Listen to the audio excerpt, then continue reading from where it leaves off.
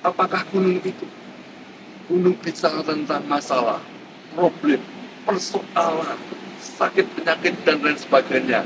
Hal yang membuat kita mengalami rasa tertekan.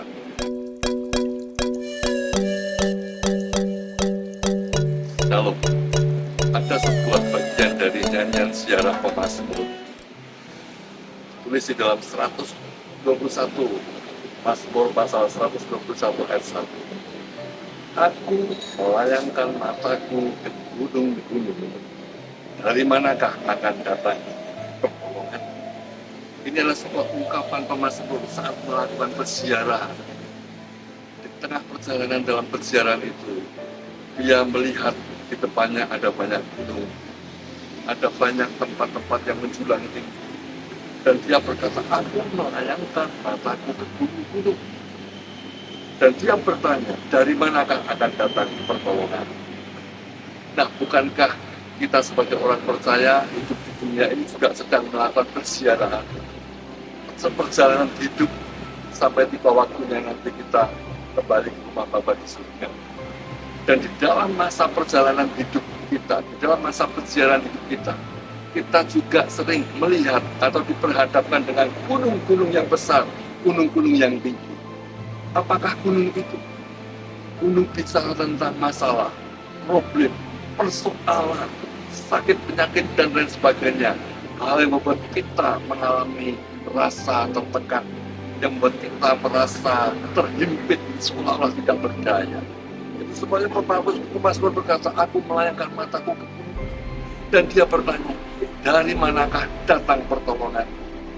Dia mencari jawaban, Tuhan, dari mana aku bisa mendapatkan pertolongan menghadapi masalah yang sebesar gunung, problem yang sebesar gunung. Dan dijawab oleh pemazmur sendiri di ayat yang kedua. Katakan, pertolonganku ialah dari Tuhan yang menjadikan langit dan bumi.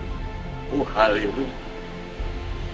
Biarlah ini juga menjadi keyakinan kita selama kita menjalani hidup di dunia ini penuh pergumulan. Dan kita selalu bertanya, dari mana datang pertolongan? Ingat kata pemazmur, pertolongan ialah datangnya dari Tuhan. Nah, biarlah hidup kita selalu fokus hanya kepada Tuhan. Percaya di dalam perjalanan hidup kita, Tuhan menyertai kita, siap memberikan pertolongan. Dan Tuhan yang seperti apa dikatakan Tuhan yang menjadikan langit dan bumi. Gunung besar bagi kita tidak berarti, tetapi gunung di tengah atau di dalam di antara langit dan bumi, gunung itu menjadi kecil.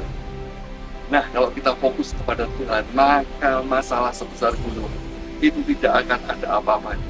Jauh lebih besar langit dan bumi, dan jauh lebih besar lagi pencipta langit dan bumi, yaitu Tuhan sendiri yang kita kenal, yang kita sembah di dalam Yesus Kristus. Ya, mari tetap fokuskan iman kita, tetap pandang Yesus. Dia sumber jawaban atas persoalan kita.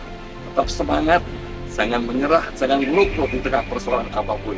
Percayalah, akan datang pertolongan dari Tuhan yang Maha Besar, yang menjadikan langit dan bumi dan memberikan kita kemenangan kepada kemenangan yang berikutnya, yang membawa kita dan kemuliaan kepada kemuliaan selanjutnya. Tuhan Yesus memberkati, tetap semangat. Haleluya. Amin.